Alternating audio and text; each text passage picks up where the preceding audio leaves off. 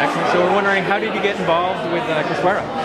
Michelle Chapman, Nathan and I were sent to Shanghai together in 2007 when I think he had just come off Firefly and I was doing Prison Break at the time. Okay. And now he's doing Castle and I'm doing a show called Grimm. But we because of Michelle Chapman, who we both know, she and another friend of mine both went to Africa with this trip, and they asked us to help.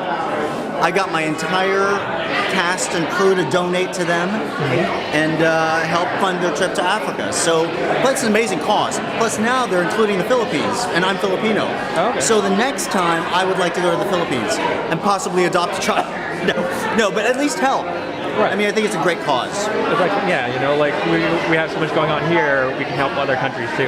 No, absolutely. I mean, it's great that they're starting to branch out. And I mean, Karen's fantastic. I can't believe she started this whole thing. Amazing to put people on together. Her own and just pulled all these. Look at this. This is fantastic. Wow. I know, it's amazing. And the kids. I mean, I've seen so many pictures. I don't know if you've seen the photos of the kids. With some YouTube videos and some pictures. But there's someone here supposedly that's now the first guy they're sending to college. Nice. In the United States, which is pretty amazing. Yeah, so it's huge for their group and their village. Yeah. So, well, the next question I have is, is there anyone, Kusewera is big on giving education and sports and being active. Is there anyone in your, as a kid or a child, that inspired you to get active or reading, that changed you from, got you reading? There's always, I'm so loyal to certain teachers, but when I was in 6th grade, there was a teacher named Sister Vonda, and I went to a Catholic school the whole time. But she really was the first one, she's the first one that kind of took me and believed in me, in whatever I wanted to do. That was 6th grade. I still remember her to this day.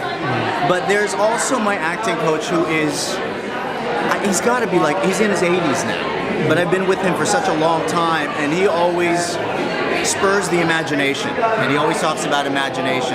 And for me, as an adult, I would say he has been the biggest influence as a teacher, as someone who's been a supporter of just me in general, and a lot of different actors in general. And for us to do it in a very healthy way, in an enjoyable way, he says acting is like going to Disneyland. And I remember that all the time.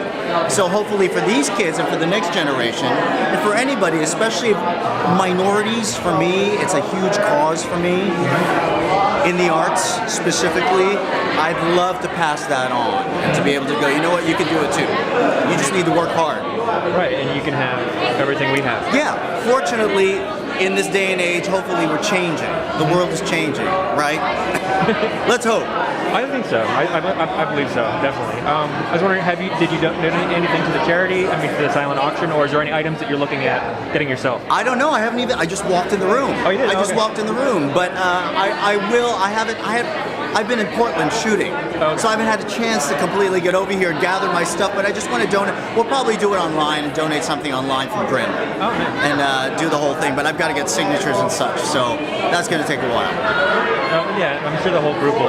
Oh, they love it. Yeah, Grimm is. I mean, they're so supportive of that whole thing. So it's great. Well, speaking of that, is there any other charities that you personally support, or? I started a fundraising campaign for Typhoon Haiyan in the Philippines through CrowdRise, and I've done it through. I basically started this thing called Grimm Gives Back, and so it's on CrowdRise, which is also on the crowdrise.com site. You just go to Grimm Gives Back to Typhoon Haiyan.